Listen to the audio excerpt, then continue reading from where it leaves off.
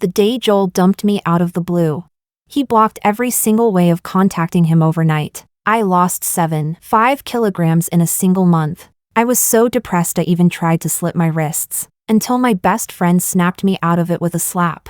I was scared you'd be heartbroken, so I didn't dare tell you. You'd been broken up for less than a week, and he'd already hard-launched his new girlfriend on his moments, while you were trying to slit your wrists. He was posting about how bad he felt because her hands were having an allergic reaction. You can't destroy yourself over a man like that. 5 years later, Joel and I ran into each other again after a long separation. He stuffed a crumpled piece of paper into my hand. It was the reconciliation voucher I had made for him with my own hands during the year I loved him the most. He looked at me, his gaze dark and heavy. You said before that no matter when, I could cash this in. Does that still count now? Chapter 1. The late night wind brushed against my stiff cheeks. I stood dazed on the dorm balcony, stubbornly making one call after another. In the 1 hour since Joel asked to break up, this was the 58th call I had made to him. This time, he finally picked up. His voice on the phone carried a trace of impatience and weariness. Stop calling. I already made myself clear on WeChat. We're not right for each other. Let's break up. My freezing hand clenched tightly around my phone. My voice choked with tears. Why? We've always been fine. Just 2 months ago, he had been hospitalized for appendicitis surgery. I had instinctively wanted to sign the consent form for the operation, only for the doctor to remind me that only family members could sign. At that moment, when he took the pen back and signed his own name, I saw the corners of his lips lift quietly. Holding my hand, he said softly but firmly, "Soon. We'll be getting married very soon." For 4 years, we had endured a long-distance relationship, traveling back and forth between 2 cities. We had saved up a thick stack of train tickets. Day after day, night after night, we had poured all our longing into phone calls. We had finally made it to the point where graduation was near. What I waited for was not his proposal. What I got instead was a cold notice of breakup. On the other end of the phone, he remained silent. At last, my emotions completely collapsed, and I broke down into uncontrollable sobs. Hot tears streamed endlessly down my cheeks, only when my cries had grown hoarse. Did his indifferent, exhausted voice scrape across my heart. Do you know that hearing you cry like this just makes you sound annoying to me? I froze where I stood, holding the phone that had just been hung up on. At that moment, heaven and earth fell silent. Chapter 2. That night, I did not sleep at all, curled up under the covers. I cried as I sent him one long message after another, flooding the screen with green text bubbles like I had lost my mind. I stripped away every last bit of my pride and dignity. Every word, every sentence, was a humble plea to save the 4-year relationship we had built. I clutched my phone like a drowning person clutching a life buoy, refusing to let go no matter what. I was terrified of missing even the faintest, briefest reply from him. At 4:30 in the morning, he finally responded. He said, "Stop sending messages. I blocked you." The very next second, the message I sent showed a red exclamation mark. That night, he moved quickly and blocked every possible way I had of contacting him. WeChat, phone, QQ. He did not even spare my email. The man I had loved for 4 years sealed off every road that led me to him. He disappeared from my life completely. Chapter 3. When Lily found out we had broken up, she hugged me, so furious her teeth were clenched.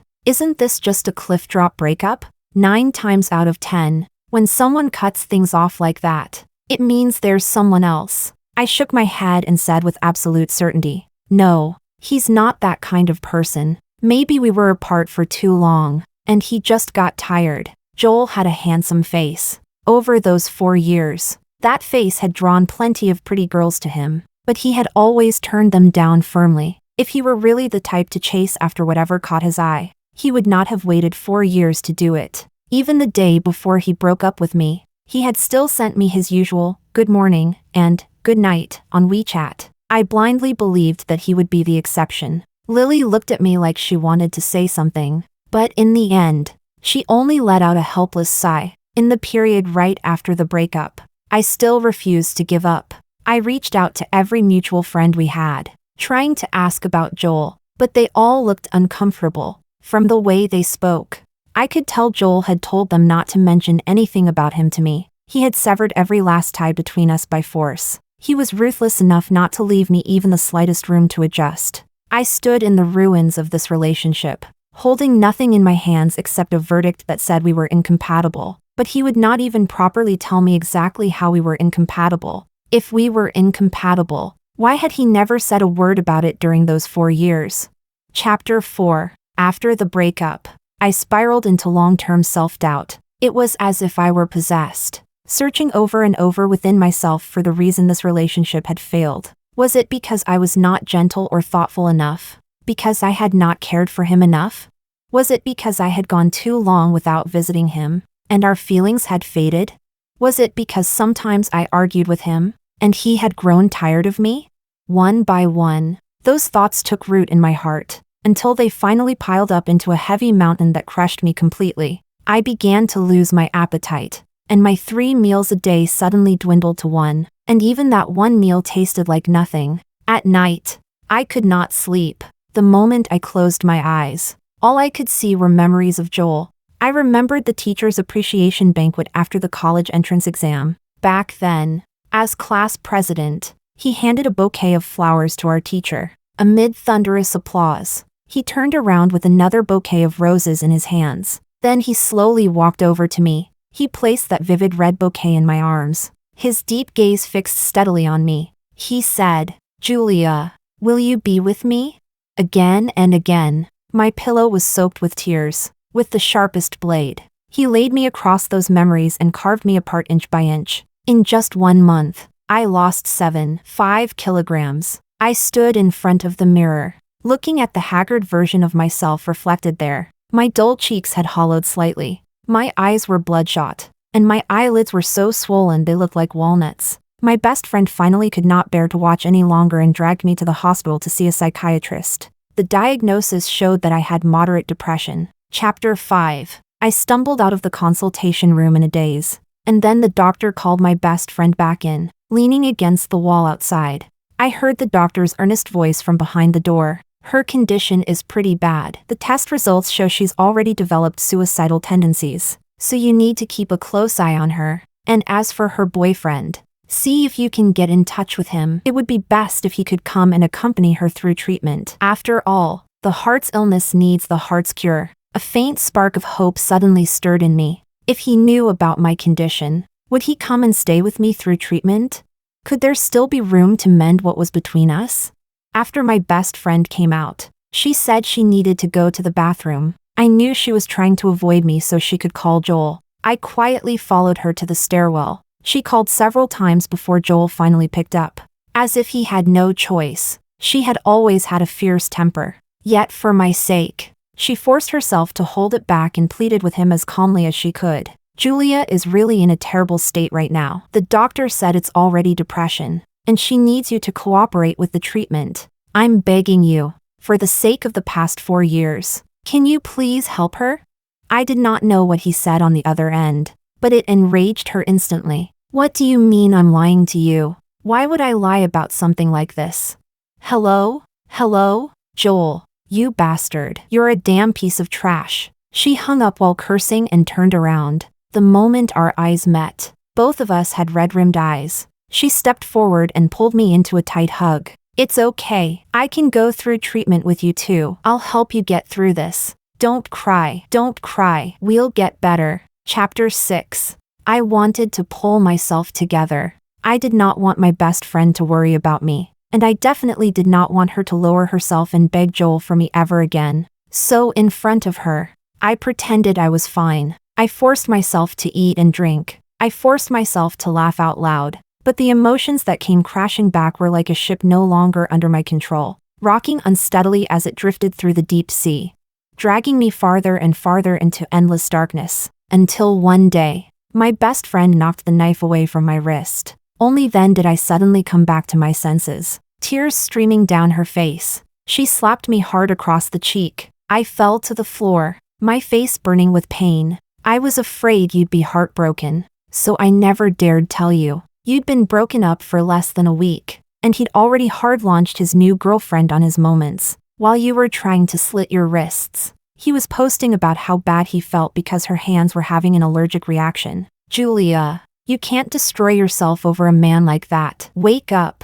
I collapsed in the corner, listening in a daze. The more I listened, the more I started to laugh, as if I had just heard the funniest joke in the world. I laughed until tears streamed down my face. Chapter 7. My best friend used her impressive network and asked around among Joel's old classmates from his school. In the end, she pieced together the story of him and that girl and laid it out in front of me. The girl's name was Amelia. She was an exchange student at his school. After one fitness test, exhausted and out of strength, she fainted right at Joel's feet. Without a second word, he picked her up and carried her to the infirmary. Later, the girl pursued him passionately, and Joel rejected her the way he always did. Until one day, she brought water to another boy on the basketball court. Joel's face darkened on the spot. In that game, he made that boy lose badly. After it was over, he grabbed the girl's hand in front of everyone. In a tone that allowed no argument, he declared, "From now on, you're not allowed to bring water to anyone else." I could already imagine the rest of the story. They fell in love, and I was the sacrifice floating in that river. Chapter 8. Luckily, my best friend found me in time, so there was only a shallow cut on my wrist. Even so, she was so frightened that she dragged me to the hospital to get it bandaged. While she went to get my medicine, I passed by the dermatology department. With just one careless glance, that long-lost familiar figure crashed into my sight. Joel was walking hand in hand with a girl as they came out of one of the consultation rooms. Like some kind of creep, I hurriedly hid behind a pillar. My eyes followed them against my will. The girl's skin was smooth and delicate as cream, and the pale blue dress she wore made her look fresh and graceful. So she was Amelia. Joel gently rubbed the back of her reddened hand, his brows knit together. "Next time you buy a new hand cream, I'll test it for you first. My skin's rough anyway. If there's any allergic reaction or anything, let me be the one to go through it for you."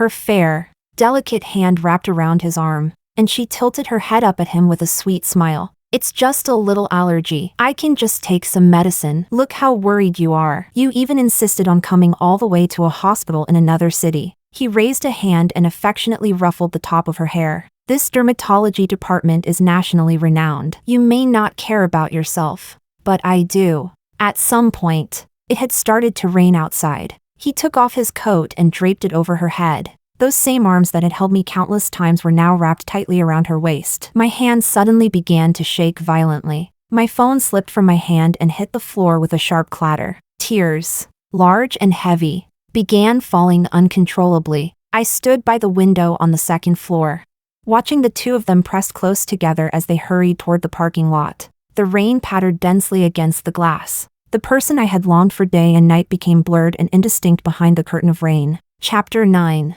A little while later, my best friend came hurrying over. I frantically wiped the tears from my face. Her voice reached my ears, full of her usual rambling concern. "I just asked the doctor to add an imported scar removal cream for you. I heard it works really well. Maybe it won't leave a scar, and even if it does, it'll fade a lot. You'd better thank me later. I'm basically your..." I suddenly threw myself into her arms. In that moment, I finally woke up as if from a dream. He had used one excuse to trap me in the ruins. He was never my 1 or 2. He was nothing more than one of those despicable 8 or 9. I could not keep standing there, broken, in that wasteland any longer, letting sand and rubble bury me alive. I had to walk out of it, walk into the oasis, walk into the sunlight. I had to live well for the people who loved me, and live well for myself. Chapter 10. I began following the doctor's instructions carefully. I took my medicine on time every day and started going to bed early and waking up early. My appetite gradually returned, and I stopped skipping meals. My cheeks slowly filled out again. Day by day, my condition improved. My best friend was very pleased with the change in me. Whenever we did not have classes, she dragged me to a gym near a flight school to work out. She said exercise releases endorphins and dopamine, which make people happier, and after every workout, drenched in sweat, I really did feel lighter. That day, I was standing on a treadmill scrolling through my phone. A relationship video was automatically pushed onto my screen. It was Joel and Amelia.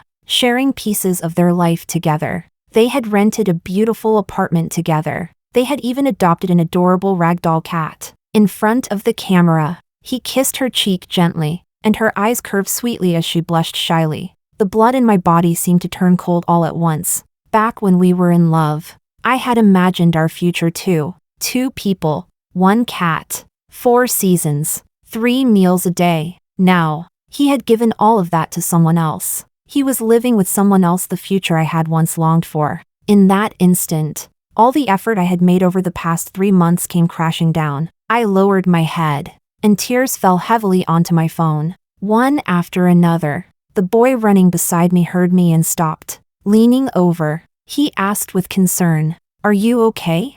A broken sob escaped my throat. "I'm fine." My leg cramped. "It's just that the cramp hurts so much. It hurts so much." Dark clouds churned overhead, and a muffled peal of thunder split across the sky. That summer welcomed its final thunderstorm. Amid the pouring sound of rain, I finally blocked every way he had of reaching me. Chapter 11. After graduation, I stayed in Jiangming, the city where my university was. I joined a well-known law firm and worked my way up from an intern to an independent non-litigation lawyer. Life moved steadily forward, and everything kept getting better. I threw all my focus into work. Every day, I was so busy my feet barely touched the ground. But work felt more reassuring than love. The more I put in, the more I got back. Unlike love, where you can give everything and still not end up with fulfillment. But I did not deliberately shut love out either. In fact, after that, I did have one brief relationship. His name was Cameron, and he was a pilot. Because of his job, and because of his striking looks, women were constantly throwing themselves at him. And since we were both busy, we rarely had time together. I acted like a lunatic, constantly checking his phone and questioning where he was. One day, exhausted, he asked me, "Julia, is it because I haven't made you feel secure enough?" I froze. He had my photo on his social media. Every day, he took the initiative to keep me updated and kept a respectful distance from other women. The first thing he did after landing was call me. How had he not given me enough security? It was I who had lost the ability to trust. Like a trauma response that strikes after the fact, I had lost my sense of security with Joel, but it had erupted belatedly in my relationship with him. That was not fair to him. In the end, I was the one who suggested we break up. I let him go, and I let myself go too. After that, I stayed single all the way up to now. If I still had not regained the ability to love someone properly, then what was the point of hurting both someone else and myself? Chapter 12. 5 years later, I saw Joel again at our high school reunion. I was wearing a curve-hugging dress, with my curled hair falling over my shoulders. I stood easily among the crowd, smiling as I chatted with people, when his gaze landed on me for the 5th time. I did not deliberately avoid it. Instead, I lifted my head and gave him a calm, open nod. From my classmates, I learned about Joel's current life. He was a director at a top multinational company in Jiangming. Among our classmates, he was considered one of the successful ones. Small groups of people gathered around him, asking question after question. After several rounds of drinks, one of the male classmates got drunk and started talking nonsense. Back at the teacher's banquet, when the class president publicly confessed to the vice class president with flowers, "Who among us wasn't waiting to drink at your wedding one day?" What a pity! Everyone's eyes moved back and forth between Joel and me. I let out a soft laugh and smoothly changed the subject. "How can school day things be taken seriously? Don't talk nonsense." One of the girls spoke up for me, her tone dripping with sarcasm. "Exactly. What nonsense are you talking about? Joel already has a girlfriend." Joel lifted his eyes and looked at me deeply. "There's nothing wrong with talking about the past. And besides, I'm single now. I don't have a girlfriend." Chapter 13. After the reunion ended, I politely turned down Joel's offer to drive me home. I thought that after that brief encounter, our paths would not cross again, but I never expected Joel to start appearing around me again and again. From deliberately creating chances to cross paths at work, to stubbornly waiting outside my building, I gradually guessed the meaning behind his actions. After watching him coldly for a month, I finally ran out of patience and asked, What exactly do you want? The summer night breeze was hot and sticky. He had been standing downstairs outside my apartment for 2 hours. A fine layer of sweat had formed on his forehead. He pulled a crumpled piece of paper from his pocket and handed it to me. My fingers paused slightly. It was the reconciliation voucher I had made for him with my own hands back when I loved him the most. Back then, when we were living in different cities, I was always afraid that our arguments would lead to a breakup. I gave him that voucher, thinking it would keep us from ever losing each other. He glanced at me nervously, his voice rough and dry. You once said that no matter when, I could redeem this. Does it still count now? Julia, can we start over? In his cautious gaze, I looked back at that humble, desperate version of the past, and suddenly, I did not want to let it end so easily. Chapter 14. The first person to completely lose it after finding out Joel and I had gotten back together was my best friend. She shot up from the sofa in one movement. Julia, are you out of your mind? Are all the men in the world dead or what? Why would you get back together with him? Did you seriously forget the pain the moment the wound started to heal? Have you forgotten what he did to you back then? MMPH. This cake is really good. I shoved a spoonful of chocolate cake into her mouth and cut her off. I haven't forgotten. There's no way I could ever forget. The moment he reappeared in front of me, that unbearably painful past was torn open again, revealing a horrifying scar. He had once ground my self-respect under his feet, and all I wanted now was to win back one round from him. I knew it was meaningless, but I still could not let it go. The after effects of that relationship should not have fallen on me alone. Chapter 15. That day, by the time I finished talking business with a client, it was already past 8 at night. I got into the car, turned on my phone, and only then noticed that Joel had called me an hour earlier. At the time, I had been busy talking to the client. I had glanced at it and declined the call without thinking. There were also several messages from him waiting for me on WeChat. Are you off work yet? Want me to come pick you up so we can have dinner together? You didn't answer the phone. Are you still busy? Call me back when you're done. I had been so absorbed in work every day that I had almost forgotten Joel, and I had already been back together for nearly 2 months. Leaning back in the seat, I called him back. His low voice carried a trace of amusement. No reply to my messages. No answer to my calls. I thought you had disappeared. Disappeared? Didn't you disappear from my life once too? I curled my lips slightly. I was talking business with a client. I've been tied up until now. You haven't eaten yet, have you? I'll come find you now, and we can grab a late-night meal. No, I'm a little tired. I just want to go back and sleep. His voice fell slightly. Okay, then go back and get some rest. Let's have dinner together tomorrow. I hung up and drove straight to meet my best friend for a late-night meal. She had texted me earlier while I was talking business, asking me to grab some food with her afterward. I had immediately made time to reply with, okay. When I got out of the car, Joel had sent me another message. He wrote, Julia, sometimes I wish you'd cling to me a little more. His chat background was the final conversation we had when we broke up. My long, endless green message bubbles. And his cold, final reply. Stop sending messages. I blocked you. I had deliberately taken a screenshot of it and set it as the chat background. I wanted to make myself remember how decisively he had turned away from me back then. And now, seeing his words against that very background, I felt an absurd sense of dissonance. I even found myself wondering whether those words had really come from the same person. A mocking smile curled at my lips. Then I turned off my phone. Chapter 16. The next day after work, Joel came to pick me up for dinner. He ordered nearly every signature dish in the restaurant. Then, as he closed the menu, he told the waiter, no scallions. She doesn't eat scallions. I suddenly said, it's okay, I can eat scallions now. His body stiffened, and his gaze shifted to me. Back then, I used to hate the smell of scallions. I could not stand even the slightest bit of it. I avoided that ingredient like the plague. If there were even 1 or 2 slices of scallion in a dish, I would refuse to touch it.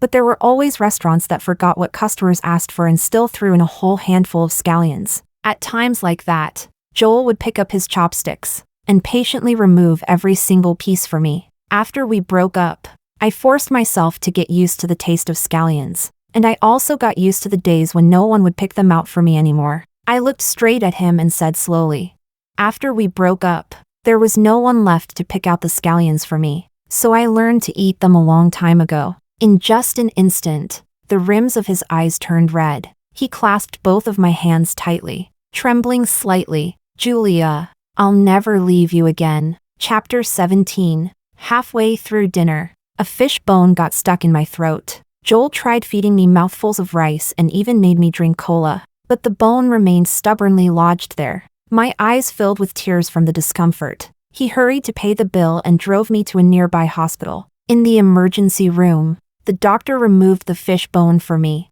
Only then did my throat finally feel better. I looked at Joel's broad back as he ran off to make the payment. That was when I suddenly realized this was the same hospital where I had once received treatment for depression. As if possessed by some strange impulse, I walked toward the familiar stairwell. I stood there blankly by the window. It was as if I could hear my best friend's furious voice from back then all over again. "Julia, why are you standing here? Let's go back." In my daze, Joel's gentle voice came from behind me. I turned around and looked at him as if across the distance of 5 years. His eyes were full of tenderness, and I could hear the cries of 22-year-old Julia, lingering all this time without fading. Again and again, they were saying, "Don't forgive him." Chapter 18. Joel came down with a fever and took a day off to rest at home. He called me, and beneath the hoarseness in his voice was a faint trace of acting spoiled. "Julia, I can't stomach anything. I only want the porridge you make." My scallop and shredded chicken porridge was something I had once learned specially for him. Back then, whenever he got sick with a fever during school breaks, I would make a whole pot of scallop and shredded chicken porridge just for him. I would pack it into a thermal container and personally bring it over to his place. Because it really did taste good, he would finish every last drop each time. I replied apologetically, "I'm sorry, I'm especially busy today. Can you just order takeout?" His voice carried a deep sense of disappointment. "It's okay, work comes first."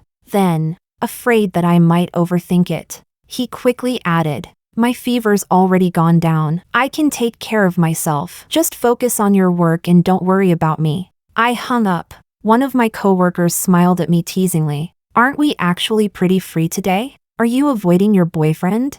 I smiled, but said nothing. Chapter 19. A week later, I returned from a business trip. At the airport, I ran into Cameron. He was wearing his captain's uniform and walking toward me with his suitcase in hand. "Julia, long time no see." I looked up and gave him a faint smile. Long time no see. We had broken up peacefully 2 years earlier, maybe because we had only been together for a few short months.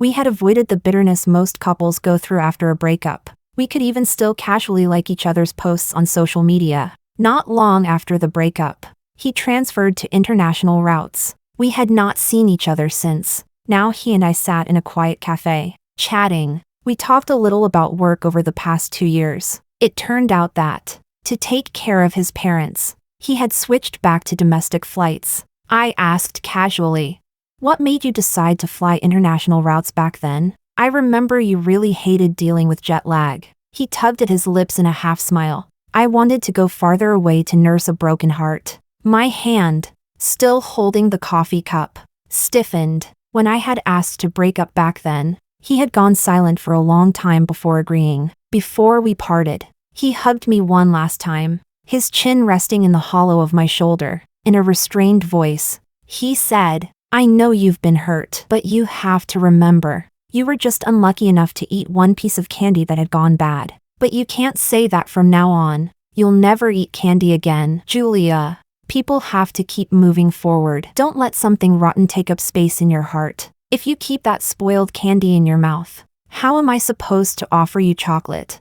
Cameron was the guy from the gym who had comforted me back then. That day, the storm had been raging, and he saw me crying like my heart was breaking apart. In the end, he was the one who got me safely back to school. Later, we kept running into each other at the gym again and again. We added each other on WeChat, and little by little, he worked his way into my life. At the time, I thought stepping away early would spare both of us from too much hurt. But maybe he had felt hurt too. As the thought crossed my mind, guilt surged over me like a tide. Seeing that I looked as though I wanted to say something, he let out a soft laugh. Hey, I'm kidding. I just wanted to go abroad and look at blonde, blue-eyed beauties. Chapter 20. When it was time to pay, the cashier gave us a piece of chocolate for free. Cameron handed it to me, but I shook my head. He instinctively raised a hand and ruffled my hair. Dummy. Even something as sweet as chocolate and you still don't want it. Right before we parted, I had just said goodbye, when Cameron suddenly pulled me into his arms. He did not say a word. He only held me tightly, so tightly that it felt as though he wanted to press me into his very body. For some reason, I felt a little sad. I lifted my arms and gently hugged him back. The next second, I instinctively looked up and saw Joel standing outside the cafe. Only then did I remember that this cafe was right downstairs from his company. Chapter 21. Julia. Joel called out my name.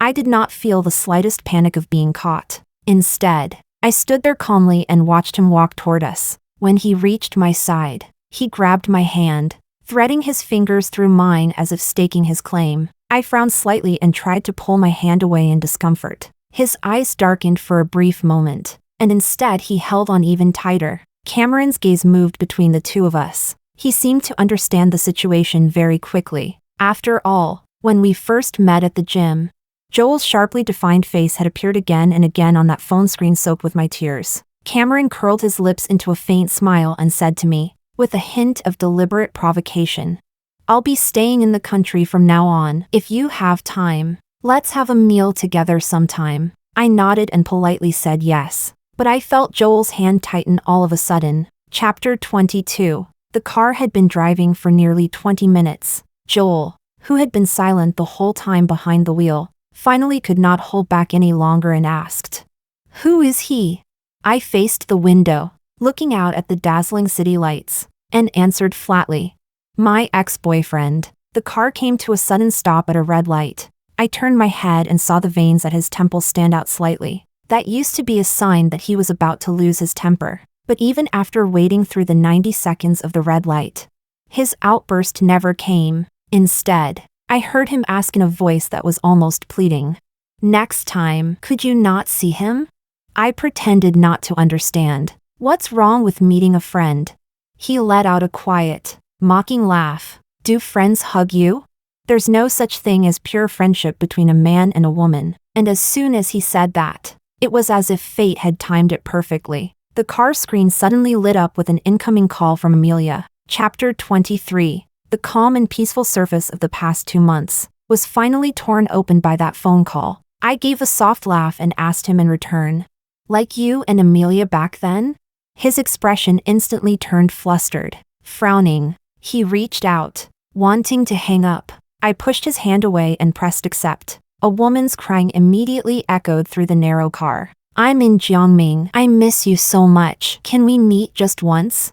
He shot me a nervous glance, then hardened his heart and answered, "Amelia, we've been broken up for a long time. I have a girlfriend now. Stop bothering me." The way she broke down and cried sounded exactly like me back then. 5 years later, today, she and I had traded places, and yet neither of us was the winner. Sitting beside Joel, I only felt that everything was empty and meaningless. Chapter 24. After hanging up, he drove straight into the parking garage of his apartment building. As soon as the car stopped, he hurried to explain himself to me. "Julia, don't be mad. I broke up with her years ago, and I haven't seen her once since. If it bothers you, I can delete her." When he saw that I remained silent the whole time, he leaned in and tried to kiss me. I turned my face away. He missed, and the disappointment in his eyes was impossible to hide. He sensed my coldness. He seemed to know,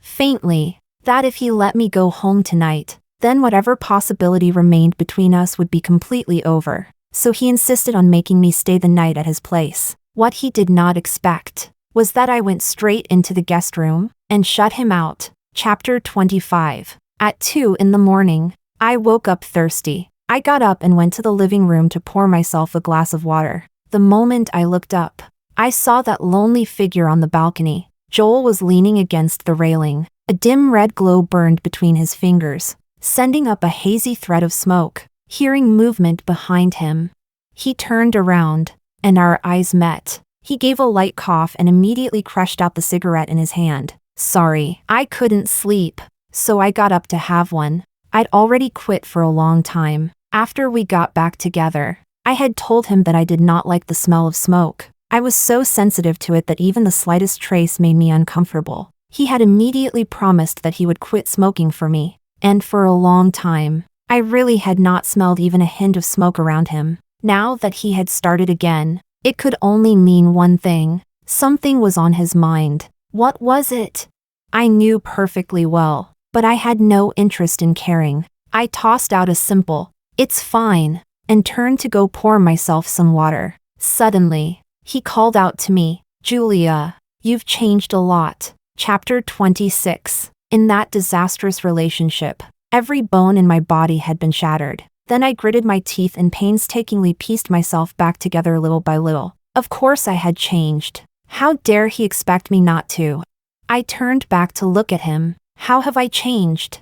His eyes were complicated, and with a bitter smile, he said, "In the past, even if you just went to some random park, you'd take loads of pictures and chatter away while sharing them with me. In the past, if some woman called me, you'd definitely get angry and pick a fight with me. But now, I could spend a whole week on a business trip in one of the most beautiful cities in the country, without sending him a single photo. Now, I could hear another woman say with my own ears that she missed him, and still not get jealous or start a fight with him. That Julia who, upon seeing a beautiful cloud, would want him to see it too. That Julia who wanted his whole heart and all his attention to belong only to me, had long since drifted unbearably far away from me. I gave a slight shrug and said lightly, "I don't really remember much about the past anymore." He paused, and a deep sadness spread across his eyes. "Is that so? But I remember everything." Chapter 27. On my birthday. As in previous years, I went out to celebrate with my best friend. We had just finished dinner and were getting ready to head to the next stop, when I got a call from Joel. Earlier, I had already turned down spending my birthday with him, saying I had plans with my best friend. Now, on the phone, he said, "Can the rest of tonight be reserved for me, your boyfriend? I want to take you somewhere." I agreed. After hanging up, I asked my best friend to come along. She rolled her eyes. "There's no way I'm showing up in front of that jerk. If you're done playing with him, dump him as soon as possible. Back then he acted like he was God's gift to the world, and now he's stuck to you like glue. Tell me, doesn't that make him pathetic?" I saw her off into the car and said with a laugh, Yeah, I'll break up with him. Anyone who doesn't is pathetic." Chapter 28. Joel took me to the seaside. Night had fallen, and the sea breeze brushed softly against me.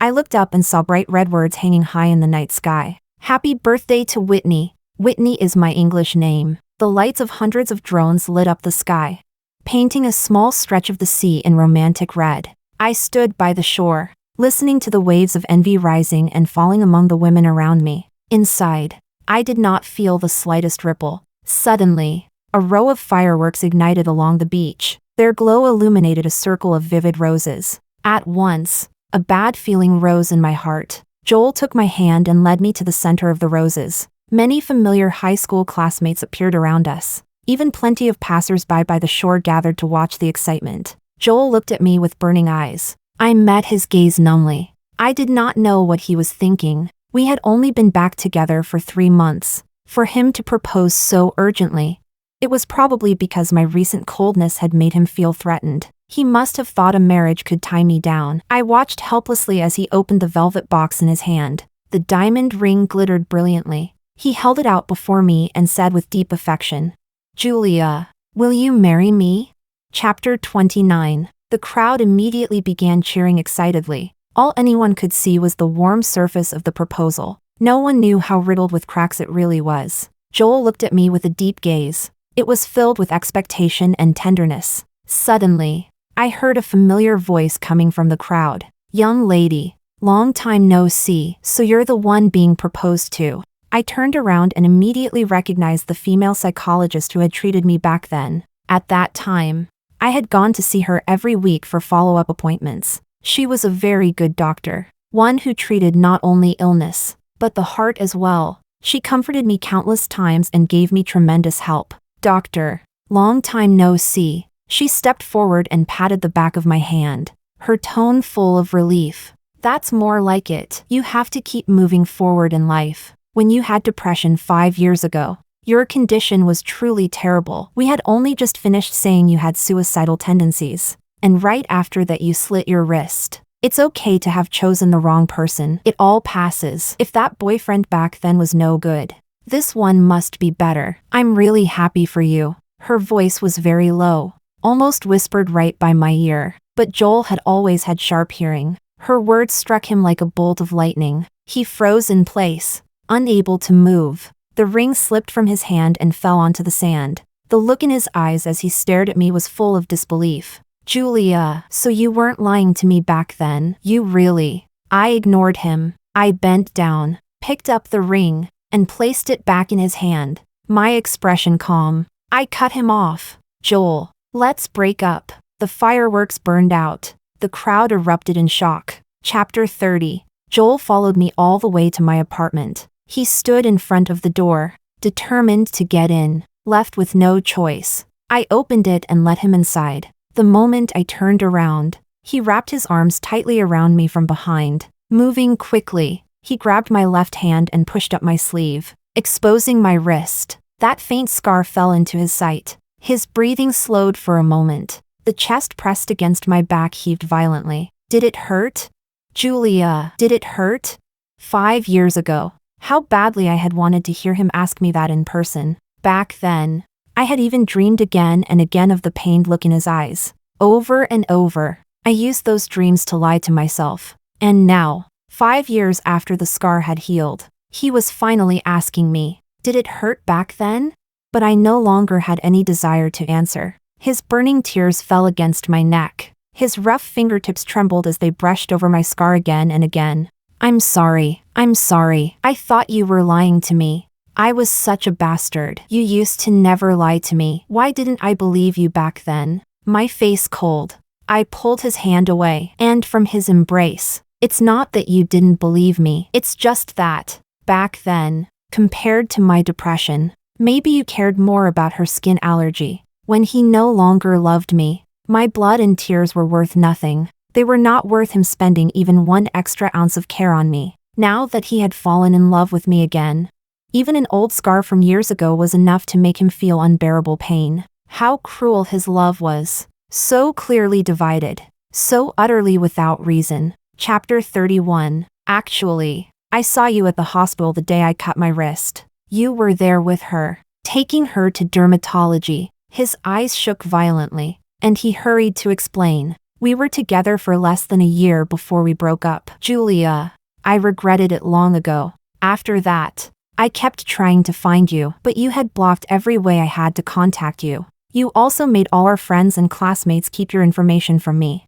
I couldn't find you no matter what I did. It was like you had suddenly disappeared from my life. I looked straight at him, my gaze cold. That's exactly what you did to me back then. You disappeared completely overnight. Later, I thought about it many times. If at that time, he had been willing to come and cooperate with my treatment, maybe we could have ended things on good terms. During the darkest period of my life, if he had shown even the slightest old affection and pulled me up once, I would have been willing to let go and let him be with someone else. I would even have given both of us a little dignity, but he did not. That is what I regret. Chapter 32. Joel, back then, you could have just been honest with me and told me you had fallen for someone else.